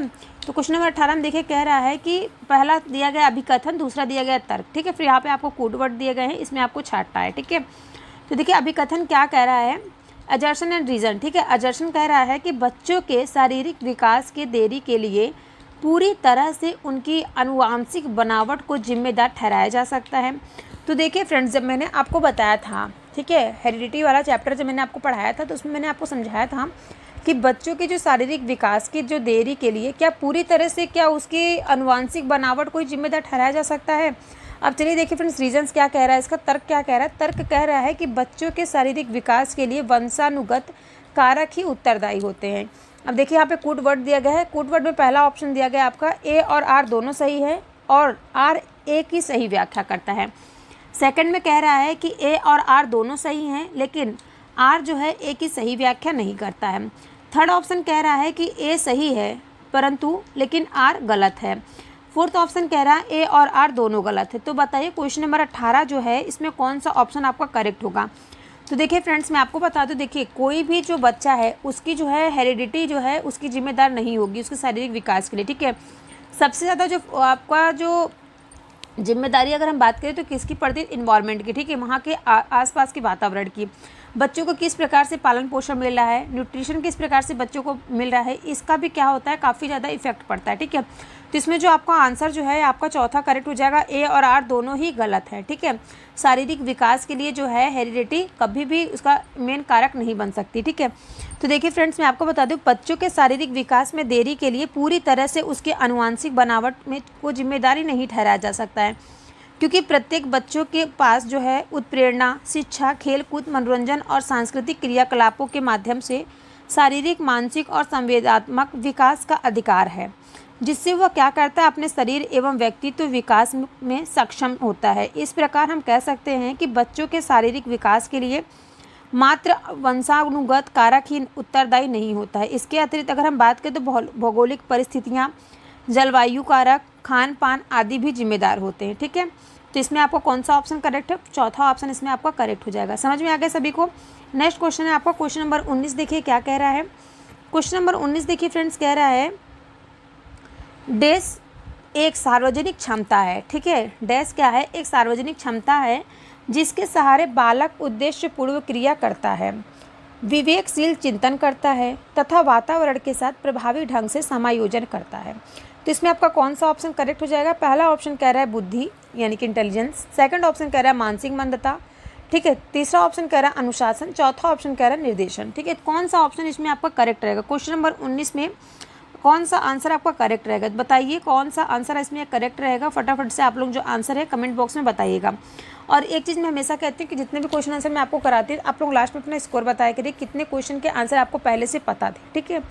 तो देखिए यहाँ पे जो आपका आंसर होगा बुद्धि, ठीक है। बुद्धि क्या है, बुद्धि एक सार्वजनिक क्षमता है, ठीक है। इंटेलिजेंस क्या है, एक सार्वजनिक क्षमता है जिसके सहारे बालक जो है वो उद्देश्यपूर्ण क्रिया करता है, विवेकशील चिंतन करता है तथा वातावरण के साथ प्रभावी ढंग से समायोजन भी करता है, ठीक है। समझ में आ गया सभी को। नेक्स्ट क्वेश्चन देखिए आप सभी का आगे क्वेश्चन नंबर 20 क्या कह रहा है। क्वेश्चन नंबर 20 में कह रहा है स्किनर के अनुसार सीखने में प्रतिवादी अनुक्रिया वह अनुक्रिया है जो, कौन सी अनुक्रिया है फ्रेंड्स, देखिए जो पहला ऑप्शन कह रहा है स्पष्ट उद्दीपन द्वारा उत्पन्न होती है, सेकंड ऑप्शन कह रहा है अस्पष्ट उद्दीपन द्वारा उत्पन्न होती है। थर्ड ऑप्शन कह रहा है ऐच्छिक स्वरूप वाले उद्दीपन द्वारा उत्पन्न होती है। चौथा ऑप्शन कह रहा है इन सभी द्वारा उत्पन्न होती है। तो कौन सा ऑप्शन आपका करेक्ट रहेगा? तो देखिए, मैंने स्किनर के बारे में आपको पढ़ाया है। तो स्किनर के अनुसार सीखने में जो प्रतिवादी अनुक्रिया है वह अनुक्रिया कैसी होती है, इसमें कौन सा ऑप्शन आपका करेक्ट होगा? तो देखिए, मैंने आपको बताया था स्पष्ट उद्दीपन द्वारा उत्पन्न होती है। ठीक है, उद्दीपन द्वारा क्या होती है? उत्पन्न होती है। इसमें आपका पहला ऑप्शन जो है आपका करेक्ट होगा। ठीक है, तो यहाँ पे देखिए फ्रेंड्स, पहला ऑप्शन आपको दिख रहा है करेक्ट है। ठीक है, देखिए क्वेश्चन नंबर 20 जो है, इसमें मैंने आपको बताया था अधिगम के सिद्धांतों में सक्रिय अनुबंधन के नाम से जाने वाले सिद्धांत के प्रतिपादक कौन थे? अमेरिकन मनोवैज्ञानिक B.F. स्किनर हैं। इनके अनुसार इन्होंने बताया सीखने में प्रतिवादी अनुक्रिया वह अनुक्रिया है जो स्पष्ट उद्दीपन द्वारा उत्पन्न होती है। ठीक है, आई होप आप सभी को क्लास अच्छी लगी होगी। क्लास कैसी लगी कमेंट बॉक्स में ज़रूर बताइएगा। और सभी से रिक्वेस्ट है कि खुशबू क्लासेस जो है इसको आप लोग चैनल को सब्सक्राइब कर लीजिएगा और वीडियो को लाइक कर लीजिएगा, अपने दोस्तों में भी सभी लोग शेयर कर दीजिएगा। ठीक है, क्योंकि यहाँ पे जो है अब आपकी जो है सारी क्लासेस जो है यहीं पे चलेंगी। ठीक है, सभी लोग क्लास को डेली अटेंड किया करिए। मिलते हैं नेक्स्ट क्लास में। अपना कह रहा है और इसके पहले जितने मैंने 20 क्वेश्चन कराए हैं आई होप आप सभी को अच्छे समझ में आ गया होगा। अगर किसी को कहीं से डाउट है तो आप सभी कमेंट करके पूछ सकते हैं। ठीक है, और देखिए फ्रेंड्स, जो आपके यहाँ पे क्लास चल रही है वो आपकी सीटेट फर्स्ट पेपर की है, जिसमें मैं आपको CDP पढ़ाऊंगी। ठीक है, CDP जो है फ्रेंड्स आपको 30 नंबर की आपके एग्जाम में आती है। अगर आप सीटेट की फर्स्ट पेपर तैयारी करें तो भी आपकी 30 नंबर की आपकी CDP रहेगी। अगर आप सेकंड पेपर तैयारी करो तो भी आपको सबसे पहले 30 नंबर के CDP के क्वेश्चन आंसर करने होते हैं। तो देखिए फ्रेंड्स, इसमें क्वेश्चन नंबर 21 क्या कह रहा है, ध्यान से सभी लोग देखिएगा। अगर आपको कहीं भी कोई डाउट हो तो आप कमेंट करके हमसे पूछ सकते हैं। ठीक है, तो देखिए कह रहा है शिक्षक के मानसिक स्वास्थ्य का अध्ययन करना आवश्यक है क्यों आवश्यक है फ्रेंड्स? तो देखिए, सबसे पहले मैं आपको बता दूं, पहला ऑप्शन कह रहा है छात्र शिक्षक को ठीक प्रकार से समझ सकते हैं। सेकंड कह रहा है शिक्षक की प्रतिष्ठा बनी रहती है।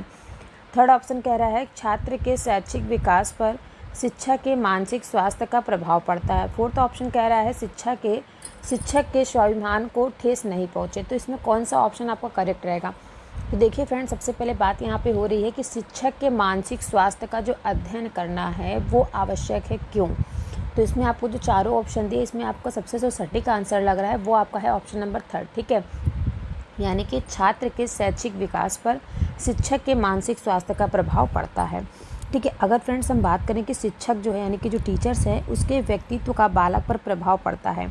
जैसे कि मैं आपको बता दूं, शिक्षक जो है वो मानसिक रूप से अगर स्वस्थ होना चाहिए, इसलिए कि शिक्षक के मानसिक स्वास्थ्य का अध्ययन करना आवश्यक है, क्योंकि छात्र के शैक्षिक विकास पर शिक्षक के मानसिक स्वास्थ्य का प्रभाव पड़ता है। ठीक है, अगर शिक्षक का मानसिक विकास ठीक नहीं रहेगा तो वो शैक्षिक विकास बच्चों का नहीं करा सकता। ठीक है, तो ध्यान रखिएगा, इसमें आपको जो आंसर करेक्ट होगा वो आपका ऑप्शन नंबर 3 जो है आपका यहाँ पे आंसर करेक्ट हो जाएगा। ठीक है, तो देखिए फ्रेंड्स, एक चीज़ मैं आपसे और कहना चाहती हूँ, जो फ्रेंड्स मेरी खुशबू जो आप लोग क्लास अटेंड करते थे खुशबू एकेडमी चैनल पे, उस पर थोड़ा सा इशू है फ्रेंड्स। तो इस वजह से जो आपकी क्लासेस चल रही हैं वो खुशबू क्लासेस पे चल रही है। ठीक है, आपको सेम लोगों को सेम क्लासेस मिल जाएगी। बस क्या है, थोड़ा सा फ्रेंड्स आप सभी से बस इतना रिक्वेस्ट है कि आप सभी लोग जो है चैनल को सब्सक्राइब करके वीडियो को लाइक कर लीजिएगा और सभी लोग डेली क्लास अटेंड कीजिए। ठीक है, थोड़ी सी प्रॉब्लम आप लोगों को हो रही होगी, लेकिन जो है मैं आपको इसके डिस्क्रिप्शन बॉक्स में आपको जो है मैं आपको दे दूँगी। ठीक है, चैनल का लिंक।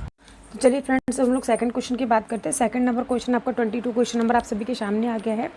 22 क्वेश्चन नंबर में कह रहा है कि प्रतिभावान यानी कि प्रतिभावान लड़की घर में बैठना कम पसंद करती है तथा अधिक क्रियाशील तथा झगड़ालू होती हैं। ठीक है, यह कथन किसका है? तो यानी कि फ्रेंड्स यहाँ पे कहा जा रहा है जो प्रतिभाशाली लड़कियाँ होती, जो प्रतिभावान लड़कियाँ होती हैं, ठीक है, वो क्या करती हैं, वो घर में बैठना कम पसंद करती हैं, जैसे कि अधिक क्रियाशील तथा झगड़ालू होती हैं। तो इसमें आपका कौन सा ऑप्शन सही? यह कथन जो है किसने कहा था? पहला ऑप्शन कह रहा है ट्रो का है, सेकंड ऑप्शन कह रहा है स्किनर का है, थर्ड ऑप्शन कह रहा है हीली का है, फोर्थ ऑप्शन कह रहा है वुडवर्ड का है। तो बताइए फ्रेंड्स, किस मनोवैज्ञानिक ने यह कथन कहा था कि जो प्रतिभाशाली लड़कियां होती हैं वो घर में बैठना कम पसंद करती हैं तथा अधिक क्रियाशील तथा झगड़ालू होती हैं? तो देखिए फ्रेंड्स, मैं आपको बता दूं, यह कथन जो है कहा था प्रसिद्ध मनोवैज्ञानिक जो है ट्रो का है। ठीक है, ट्रो आपको कहाँ पे देखने को मिल रहा है? फर्स्ट ऑप्शन में आपका, इसमें फर्स्ट ऑप्शन जो है वो आपका करेक्ट हो जाएगा। ठीक है, तो यहाँ पे आपका जो है फ्रेंड्स ऑप्शन करेक्ट हो गया। ठीक है, नेक्स्ट क्वेश्चन मैं आपको दिखा दूँ। नेक्स्ट क्वेश्चन आप सभी के सामने आ गया। क्वेश्चन नंबर 23 क्या कह रहा है, ध्यान से देखिएगा। 23 क्वेश्चन नंबर में कह रहा है फ्रेंड्स कि निम्नलिखित में से किसने कहा है कि विकास परिवर्तन श्रृंखला की वह अवस्था है जिसमें बालक भ्रूणावस्था से लेकर के प्रौढ़ावस्था तक गुजारता है, विकास कहलाता है। तो यह कथन किसका है फ्रेंड्स? पहला ऑप्शन कह रहा है हर्लॉक, सेकंड ऑप्शन कह रहा है जेम्स ट्रेवर, थर्ड ऑप्शन कह रहा है मुनरो, फोर्थ ऑप्शन कह रहा है उपरोक्त में से कोई नहीं। तो इसमें आपका कौन सा आंसर जो है करेक्ट हो जाएगा 23 का? तो देखिए फ्रेंड्स, मैं आपको बता दूं, इसमें जो आपका आंसर करेक्ट होगा वो आपका हो जाएगा 23 क्वेश्चन का आपका हो जाएगा मुनरो। ठीक है, मुनरो ने कहा था। आपको याद होगा जब मैं आपको प्रैक्टिस सेट जब मैं फ्रेंड्स आपको जब थियरी पढ़ा रही थी उसमें मैंने आपको एक एक चीज़ें काफ़ी अच्छे से समझाया है। ठीक है, आप लोग जो है उसकी क्लास देख लीजिएगा जो मैंने थियरी पढ़ाई है। ठीक है, अगर आप थियरी क्लास पढ़ने के बाद देखने के बाद अगर आप क्वेश्चन पेपर लगाएंगे तो आपको काफ़ी ज़्यादा इजी होगा। ठीक है, तो देखिए फ्रेंड्स, इसमें मैंने आपको बताया ऑप्शन नंबर 3 राइट है। ठीक है, ऑप्शन नंबर 3 राइट है। इसमें देखिए जो विकास परिवर्तन श्रृंखला की वह अवस्था होती है जिसमें बालक जो है वो भ्रूणावस्था से लेकर के प्रौढ़ावस्था तक गुजारता है, विकास कहलाता है। ठीक है, यह कथन जो है मुनरो का है कि विकास की प्रक्रिया जन्म से लेकर के मृत्यु तक होती है। विकास जो है वो क्रमिक परिवर्तन पाए जाते हैं। व्यक्ति के सभी पक्ष जो हैं, सभी पक्षों का जो विकास है वो समान गति से नहीं होता है। ठीक है, याद रखिएगा, व्यक्ति का जो विकास है वो समान गति से नहीं होता है। ठीक है, उसमें उतार चढ़ाव आते हैं। ओके, नेक्स्ट क्वेश्चन आप सभी के सामने आ गया। क्वेश्चन नंबर 24 क्या कह रहा है, ध्यान से देखिए। 24 क्वेश्चन नंबर में कह रहा है कि लेव वाइगोस्की के अनुसार निम्नलिखित में से कौन से कारक जो हैं वो बच्चे के संज्ञानात्मक विकास को सुगम बनाते हैं? पहला ऑप्शन कह रहा है सांस्कृतिक कारण, दूसरा ऑप्शन कह रहा है सामाजिक कारण, तीसरा ऑप्शन कह रहा है संतुलित, चौथा ऑप्शन कह रहा है पुरस्कार। बताइए कौन सा ऑप्शन इसमें आपका करेक्ट रहेगा? 24 क्वेश्चन का कौन सा आंसर इसमें आपका करेक्ट रहेगा? फटाफट से आप सभी लोग जो है आंसर कीजिए। पहला ऑप्शन देखिए, यहाँ पे कुछ कोड वर्ड भी दिए गए हैं। पहला ऑप्शन कह रहा है पहला और चौथा, दूसरा कह रहा है सेकंड और तीसरा, तीसरा ऑप्शन कह रहा है पहला और दूसरा, चौथा ऑप्शन कह रहा है पहला और तीसरा। तो इसमें कौन सा ऑप्शन आपका करेक्ट रहेगा?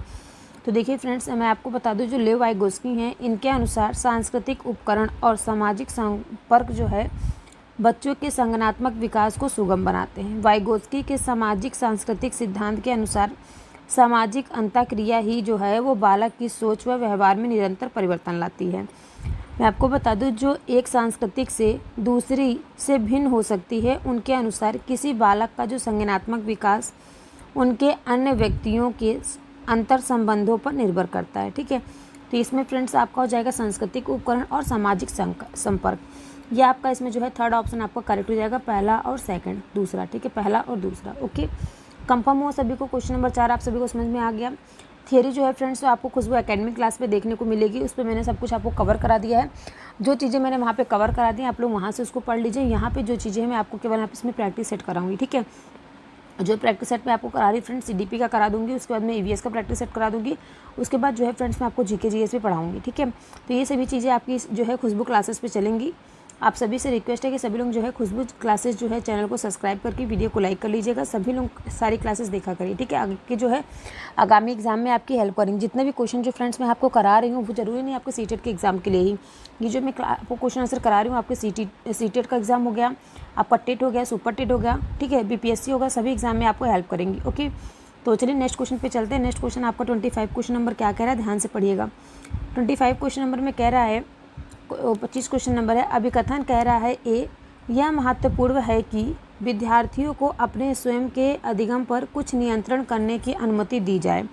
यानी कि फ्रेंड्स यहाँ पे कह रहा है कि यह महत्वपूर्ण है कि जो विद्यार्थी जो स्टूडेंट वो अपने स्वयं के अधिगम पर कुछ नियंत्रण करने की अनुमति दी जाए। तर्क कह रहा है कि अपने अधिगम पर नियंत्रण रखने से विद्यार्थियों को यह निर्णय लेने में सहायता मिलती है कि क्या सीखना है और कैसे सीखना है।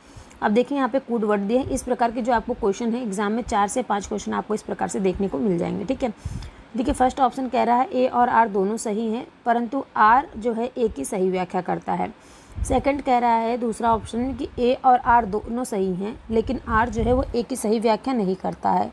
सी तीसरा ऑप्शन कह रहा है ए और ए सही है लेकिन आर गलत है। चौथा कह रहा है ए और आर दोनों गलत है। तो इसमें आपका कौन सा ऑप्शन जो है करेक्ट हो जाएगा? क्वेश्चन नंबर 25 का आपका कौन सा आंसर करेक्ट हो जाएगा? तो देखिए फ्रेंड्स, यहाँ पे जो कहा गया है क्वेश्चन नंबर 25 में कि विद्यार्थी में जो अधिगम के द्वारा सीखने की जो क्षमता होती है, किंतु यह महत्वपूर्ण होता है कि उन्हें स्वयं के अधिगम पर नियंत्रण करने की अनुमति दी जाए, क्योंकि कभी कभी क्या होता है अधिगम के समय में बच्चे अपनी मूल बातों से भटक सकते हैं। इस प्रकार अधिगम पर नियंत्रित रखने और रखने से विद्यार्थियों को यह निर्णय लेने में सहायता मिलती है कि क्या सीखना है और कैसे सीखना है। ठीक है, तो इसमें आपका जो ऑप्शन करेक्ट हो जाएगा पहला, ए और आर दोनों सही है। आर जो है वो ए की सही व्याख्या करता है। ठीक है, तो इसमें आपको कौन सा ऑप्शन सही है फ्रेंड्स, इसमें आपका जो है फर्स्ट ऑप्शन आपका करेक्ट हो जाएगा, यहाँ पे देख लीजिए। ठीक है, नेक्स्ट क्वेश्चन पे चलें। सभी को समझ में आ गया क्वेश्चन नंबर 25। कहीं भी डाउट हो कोई से भी क्वेश्चन में तो आप कमेंट करके पूछ सकते हैं। ठीक है, तो चलिए नेक्स्ट हम क्वेश्चन पे चलते हैं। नेक्स्ट आपको सभी का क्वेश्चन नंबर 26 क्या कह रहा है, ध्यान से देखिए। क्वेश्चन नंबर 26 है जो फ्रेंड्स कह रहा है कि सुविधाहीन और वंचित समूहों के शिक्षार्थियों को संबोधित करने के लिए एक शिक्षक को क्या करना चाहिए। पहला ऑप्शन कह रहा है सभी छात्रों में अपनेपन की भावना को बढ़ावा देना चाहिए। सेकंड ऑप्शन में कह रहा है छात्रों की कमजोरी को सबके सामने उजागर करना चाहिए। थर्ड ऑप्शन कह रहा है कि इन छात्रों को एक अलग संकाय में ही पढ़ाना चाहिए। फोर्थ ऑप्शन कह रहा है कि सभी छात्रों के लिए मानकीकृत पाठ्यक्रम का प्रयोग करना चाहिए। तो इसमें आपका कौन सा ऑप्शन सही होगा फ्रेंड्स, कमेंट करके बताइए आप सभी को, जिसको भी इस क्वेश्चन का आंसर पता है। ठीक है, ये देखिए फ्रेंड्स, ऐसे क्वेश्चन आपके एग्जाम में आते हैं ना, काफ़ी ज़्यादा सब बच्चे क्या होते हैं डाउटफुल हो जाते हैं, क्योंकि इसमें डाउट रहता है कौन सा क्वेश्चन का आंसर करेक्ट होगा, समझ में नहीं आता है। तो देखिए फ्रेंड्स, मैं आपको बता दूं जो सुविधाहीन और वंचित समूह की यहाँ बात हो रही। ठीक है, तो फ्रेंड्स आपको याद आ रहा होगा जो मैंने आपको पढ़ाया था, कौन सी क्लास के बारे में पढ़ाया था, आप लोग कमेंट करके बताइए। काफ़ी अच्छे से मैंने ये क्लास को समझाया था आप सभी को। ठीक है, तो देखिए यहाँ पे कह रहा है कि सुविधाहीन और वंचित समूहों के शिक्षार्थियों को संबोधित करने के लिए एक शिक्षक को क्या करना चाहिए, कौन सा आंसर करेक्ट आपका होगा, फटाफट से आप लोग आंसर कीजिए। तो देखिए इसमें आपका जो होगा पहला आंसर आपका करेक्ट हो जाएगा, सभी छात्रों में अपनेपन की भावना को बढ़ावा देना। ठीक है, तो देखिए क्वेश्चन नंबर 26 जो है उसमें कह रहा है कि सुविधाहीन एवं वंचित समूहों के शिक्षार्थियों को संबोधित कराने के लिए एक शिक्षक को यह करना चाहिए कि वह सभी छात्रों में अपनेपन की भावना को बढ़ावा दे, ताकि क्या हो, शिक्षक के इस कृत्य से सुविधाहीन तथा वंचित समूह के बच्चों का मनोबल बढ़ेगा तथा उनमें जो है हीनताजन्य भावना नहीं पनपेगी। शिक्षक के अपनेपन की भावना के चलते कमज़ोर वर्ग के जो बच्चे होंगे, बच्चे भी अन्य सामान्य बच्चों की तरह ही शिक्षक से जुड़ाव एवं लगाव महसूस करेंगे, जो शिक्षक के लिए एक अनिवार्य तत्व है। ठीक है, तो इसमें आपका कौन सा ऑप्शन करेक्ट हो गया friends, first option. First option आपका कहाँ पे है, ये देखिए यहाँ पे है, यानी कि टीचर को बच्चे के प्रति अपनेपन की भावना को बढ़ावा देना है। ओके, कंफर्म हो गया सभी को। नेक्स्ट क्वेश्चन पे हम लोग चले। नेक्स्ट क्वेश्चन देखिए आपका क्वेश्चन नंबर 27 क्या कह रहा है, ध्यान से देखिएगा। क्वेश्चन नंबर 27 आप सभी के सामने आ गया। देखिए क्वेश्चन नंबर 27 कह रहा है अभिकथन, ये भी देखिए फ्रेंड्स अभिकथन और एजर्सन वाला क्वेश्चन आ गया। अभिकथन कह रहा है कि एक शिक्षक को छात्रों के बीच समस्या समाधान रणनीतियों के विकास की सुविधाएं प्रदान करनी चाहिए। रीज़न कह रहा है तर्क, समस्या समाधान की रणनीतियाँ जो हैं वो अधिगम में सुधार करती है और समालोचनात्मक चिंतन को बढ़ाती हैं। तो इसमें आपका कौन सा ऑप्शन करेक्ट हो जाएगा, देखिए कोड 1 नीचे दिया गया है। पहला ऑप्शन कह रहा है ए और आर दोनों सही हैं, आर जो है ए की सही व्याख्या करता है। सेकंड ऑप्शन कह रहा है ए और आर दोनों सही हैं, लेकिन आर जो है वो ए की सही व्याख्या नहीं करता है। थर्ड ऑप्शन कह रहा है ए सही है लेकिन जो आर है वो गलत है। फोर्थ ऑप्शन कह रहा है ए और आर दोनों गलत है। तो कौन सा ऑप्शन इसमें आपका करेक्ट रहेगा फ्रेंड्स, कमेंट करके बताइए, जिसको भी इस क्वेश्चन का आंसर पता है। क्वेश्चन नंबर 27 है आपका, आप लोग आंसर जो है कमेंट बॉक्स में बताइएगा। और एक बात मैं हमेशा कहती हूँ कि आप लोग जब मैं क्लास को ख़त्म करती हूँ, ठीक है, इसके बाद जो लास्ट में अपना स्कोर बताया करिए कि जितने क्वेश्चन मैंने कराए इसमें से आपको कितने क्वेश्चन पहले से आते थे और कितने क्वेश्चन का आंसर आपने जो है इस प्लेटफॉर्म खुशबू क्लासेस से आपने सीखा। ठीक है, तो देखिए फ्रेंड्स मैं आपको बता दूं, एक शिक्षक को छात्रों के बीच समस्या समाधान रणनीतियों के विकास की सुविधा प्रदान करानी चाहिए, क्योंकि क्या होता है, समस्या समाधान की रणनीतियां अधिगम या सीखने की प्रक्रिया में सुधार करती हैं, लेकिन समालोचनात्मक चिंतन को क्या करती हैं, बढ़ावा देती हैं। अर्थात हम यह कह सकते हैं कि किसी भी विषय के संबंध में यह ज्ञान प्राप्त करती हैं कि यह कहाँ तक सही और कहाँ तक गलत है। ठीक है, तो इस प्रकार आपका जो ऑप्शन है वो सही हो जाएगा। ए और आर दोनों सही हैं तथा आर जो है वो ए की सही व्याख्या नहीं करती हैं। ए और आर क्या है, दोनों सही हैं, पर आर जो है वो ए की सही व्याख्या नहीं करती है। तो इसमें आपका जो ऑप्शन है, इसमें जो आपका ऑप्शन है, आपका ऑप्शन जो है फर्स्ट वाला करेक्ट हो जाएगा, ए आर की सही व्याख्या करती है। ठीक है, फर्स्ट ऑप्शन आपका इसमें करेक्ट हो जाएगा। ओके, कंफर्म हो गया, यहाँ पे देखिए। ठीक है, सभी को समझ में आ गया ना। क्वेश्चन नंबर 27, क्वेश्चन नंबर 28 पे चले हम लोग। तो देखिए क्वेश्चन नंबर 28 जो है आप सभी के सामने आ गया। क्वेश्चन नंबर 28 पे देखिए क्या कह रहा है कि निम्न में से कौन सा विकल्प सही जोड़ा को सम्मिलित है। तो देखिए पहला ऑप्शन कह रहा है करके सीखने का सिद्धांत किसने दिया था, BF स्किनर ने। सेकंड ऑप्शन कह रहा है बच्चे कुछ भाषा के साथ इस दुनिया में प्रवेश करते हैं। ये कथन किसका है? चुमेस्की का है। थर्ड ऑप्शन कह रहा है शुरू के भाषा और विचार दो भिन्न गतिविधियों होती हैं। ये पियाजे ने कहा था। नेक्स्ट कह रहा है कि भाषा विचार पर आधारित है। यह वाइगोत्स्की ने कहा है। तो इसमें बताइए कौन सा ऑप्शन आपका करेक्ट होगा। फटाफट से आंसर आप लोग कीजिए। कौन सा आंसर इसका करेक्ट है फटाफट बताइए सभी लोग, जिसको भी पता है इस क्वेश्चन का आंसर। निम्न में से कौन सा सही जोड़ा है? बताइए आंसर किसको पता है। तो देखिए फ्रेंड्स, मैं आपको बता दूं क्वेश्चन नंबर 28 में आपका जो आंसर करेक्ट हो जाएगा वो पहला हो जाएगा। करके सीखने का जो सिद्धांत है वो किसने दिया था? BF स्किनर ने दिया था। ठीक है फ्रेंड्स, किसने दिया था? BF स्किनर ने दिया था। यह आपका जो जोड़ा है ये आपका एकदम करेक्ट हो जाएगा। अब देखिए फ्रेंड्स, एक चीज़ मैं आपको और बता दूँ कि यहाँ पे जो स्किनर ने सीखने के लिए ड्रिल एवं अभ्यास पर बल दिया था, क्योंकि यह विधि जो है भाषा को सीखने के करके सीखना नामक सिद्धांत पर आधारित है। यह विधि जो है वो व्यवहारिक या परियोजना कार्य पर बल देती है, जिसमें क्या होता है छात्र जो हैं एक्टिव रूप से शामिल होते हैं। ठीक है, समझ में आ गया सभी को। नेक्स्ट क्वेश्चन पे चलें। नेक्स्ट क्वेश्चन आप सभी के सामने आ गया। 29 क्वेश्चन नंबर देखिए क्या कह रहा है, ध्यान से पढ़िएगा। 29 क्वेश्चन नंबर देखिए आप सभी के सामने आ गया है। कह रहा है यहाँ पे कि बच्चे जो हैं किस तरह सीखते हैं। पहला ऑप्शन करा पढ़कर, दूसरा ऑप्शन करा सुनकर, तीसरा ऑप्शन कहता है देखकर, चौथा ऑप्शन करा क्रिया करके। तो बच्चे जो हैं वो किस तरह से सीखते हैं, फटाफट से आप लोग आंसर कमेंट कीजिए। बच्चे किस तरह से सीखते हैं, कौन सा ऑप्शन इसमें आपका करेक्ट रहेगा।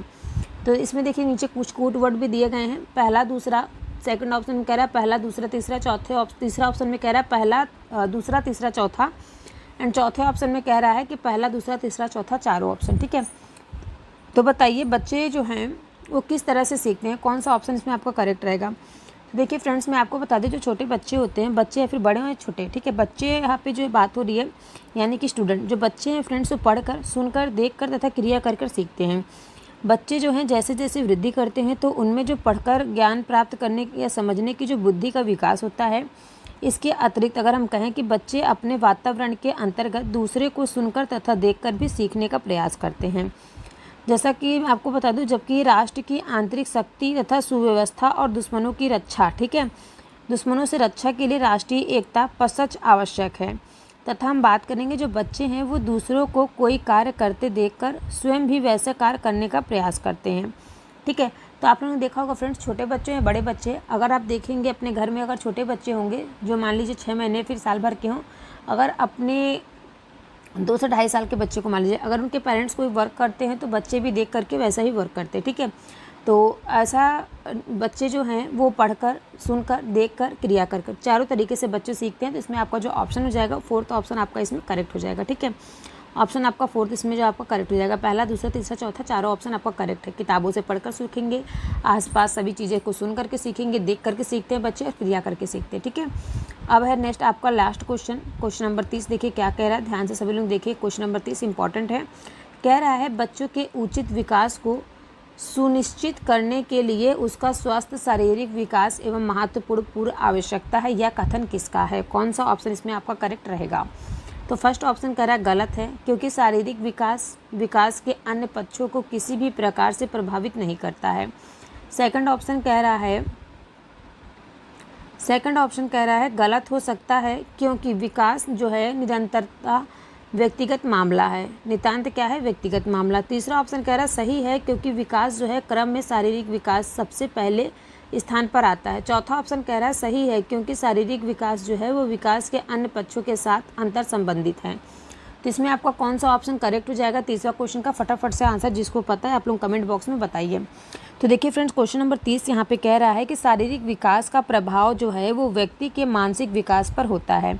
इसलिए बच्चे के विकास जो है, बच्चे के उचित विकास को सुनिश्चित करने के लिए उसका स्वस्थ शारीरिक विकास एक महत्वपूर्ण आवश्यक है। ठीक है, तो यह कथन सही है, क्योंकि शारीरिक विकास जो है वो विकास के अन्य पक्षों के साथ अंतर संबंधित है। ठीक है, तो ये आपका ऑप्शन जो है इसका ही हो जाएगा, कौन सा, ऑप्शन नंबर 4 आपका करेक्ट हो जाएगा।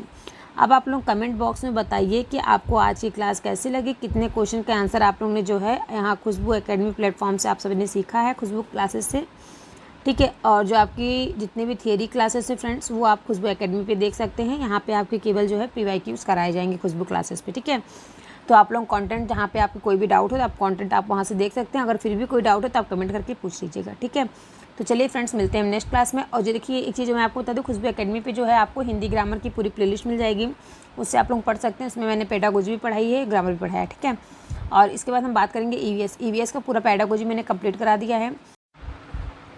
हेलो फ्रेंड्स, स्वागत है आप सभी का खुशबू एकेडमी में। तो देखिए फ्रेंड्स, आज की क्लास में मैं आपको बताने वाली हूँ GK GS very most important all India one day exam competition, ठीक है। कोई भी आप कॉम्पिटिशन की तैयारी कर रहे हो तो सभी एग्जाम में जो है आपकी हेल्प करेगी, जो मैं आज की क्लास में आपको जीके जीएस बताने वाली, ठीक है। और फ्रेंड्स, मैं आपसे बताना चाहती हूँ कि देखिए जो मेरा ये आपको जो मैं पढ़ा रही हूँ खुशबू एकेडमी चैनल पे, इस पर फ्रेंड्स थोड़ी सी इशू आ गया है, तो इसकी वजह से मैं आपको जो है खुशबू क्लासेस एक नया चैनल स्टार्ट की हूँ। तो उस पर फ्रेंड्स जो है आपकी सीटेट की सारी क्लासेस चलेंगी। तो आप सभी से रिक्वेस्ट है कि सभी लोग जो है खुशबू क्लासेस जो है उसको आप लोग क्लास को अपने जो है उसको सब्सक्राइब कर लीजिए और वीडियो देख लीजिएगा। और उसमें जो है मैं आपको सब चीज़ें समझाऊंगी सीटेट के बारे में, ठीक है। सीटेट से रिलेटेड जितने भी जो भी आपके जो सवाल हैं उस सवालों के आंसर जो है मैं आपको खुशबू क्लासेस पे दूंगी, ठीक है। और देखिए फ्रेंड्स, आज की क्लास जो है वेरी इंपॉर्टेंट होने वाली है आप सभी के, कोई भी एग्जाम है सभी एग्जाम के लिए। तो पहला क्वेश्चन यहाँ पे दिया गया है, महाबलीपुरम के 7 शिवालयों द्वारा संरक्षित कला के साक्षी हैं कौन है फ्रेंड्स? तो पल्लव हैं, ओके। सेकंड क्वेश्चन कह रहा है पल्लवों की राजधानी थी कहाँ? कांची थी। और देखिए फ्रेंड्स, जो खुशबू क्लासेस है ना उसका जो है लिंक मैं आपको डिस्क्रिप्शन बॉक्स में दे दूँगी, तो आप सभी लोग जो है चैनल को प्लीज़ सब्सक्राइब कर लीजिएगा और अपने दोस्तों में भी शेयर कर दीजिएगा, ठीक है। क्योंकि आपकी जितने भी क्लासेस चल रही थी, जो भी कुछ मैंने इसमें पढ़ाया आप उसको तो देख लीजिएगा ध्यान से, लेकिन इसके अलावा जो है खुशबू क्लासेस में मैं आपको पढ़ाऊँगी, उस पर आप लोग ध्यान से अपना क्लास अटेंड कीजिएगा, ठीक है, रेगुलरली। अब यहाँ पे देखिए फ्रेंड्स, सेकंड कह रहा है हड़प्पा काल के रथ का एक मूर्ति कहाँ मिला था? तो वो फ्रेंड्स मिला था दाइमाबाद में, ओके। सेकंड कह रहा है पल्लव वंश की राजधानी थी तो कांचीपुरम में थी। थर्ड कह रहा है कि सिंधु घाटी सभ्यता की प्रमुख विशेषताएं थी तो शहरी सभ्यता थी। नेक्स्ट कह रहा है देवी माँ की पूजा से जुड़ा था सिंधु घाटी सभ्यता। नेक्स्ट कह रहा है सिंधु घाटी सभ्यता का बंदरगाह शहर है लोथल। उसके बाद कह रहा है कि मोहनजोदड़ो में सबसे बड़ा भवन है तो क्या कौन सा फ्रेंड्स? महान स्नान, ठीक है। महान स्नान यानी कि फ्रेंड्स जो है वहाँ पे नहाने के लिए जो पुल बनाया जाता था, जिसको आप लोग इस टाइम स्विमिंग पूल कहते हैं, तो वहाँ पे जो है बनाया गया था उसको महान स्नान कहते हैं। मोहनजोदड़ो का सबसे बड़ा भवन कहा गया, ठीक है। और सिंधु घाटी सभ्यता का जो बंदरगाह वाला शहर है उसको क्या कहते हैं? लोथल, ओके। नेक्स्ट कह रहा है सिंधु लोग जो हैं बाट और माप के उपयोग को जानते थे जो कि मुहर की खोज से सिद्ध होता है, ठीक है। इसके बाद नेक्स्ट कह रहा है कालीबंगा में स्थित है गुजरात, ठीक है। कालीबंगा कहाँ पे स्थित है? तो गुजरात में स्थित है। नेक्स्ट कह रहा है मैं गौतम बुद्ध का जन्म हुआ था। गौतम बुद्ध का जन्म कहाँ पे हुआ था फ्रेंड्स? तो गौतम बुद्ध का जो जन्म है वो लुम्बिनी नामक गांव में हुआ था, ठीक है। लुम्बिनी में हुआ था। और कहाँ पे हुआ था आप लोग कमेंट बॉक्स में बताइएगा। इसके बाद नेक्स्ट कह रहा है भारतीय संगीत की उत्पत्ति का पता लगाया जा सकता है। तो कैसे भारतीय संगीत की उत्पत्ति का पता लगाया जा सकता है? तो वो फ्रेंड्स है सामवेद में, ठीक है। सामवेद से भारतीय संगीत की उत्पत्ति का पता लगाया जा सकता है, ठीक है। इसके बाद नेक्स्ट क्वेश्चन पे हम लोग चलते हैं। देखिए फ्रेंड्स, नेक्स्ट क्वेश्चन यहाँ पे दिया गया है आपका तक्षशिला विश्वविद्यालय स्थित था। तो तक्षशिला विश्वविद्यालय कहाँ पर स्थित था? तो ये था फ्रेंड्स पाकिस्तान में।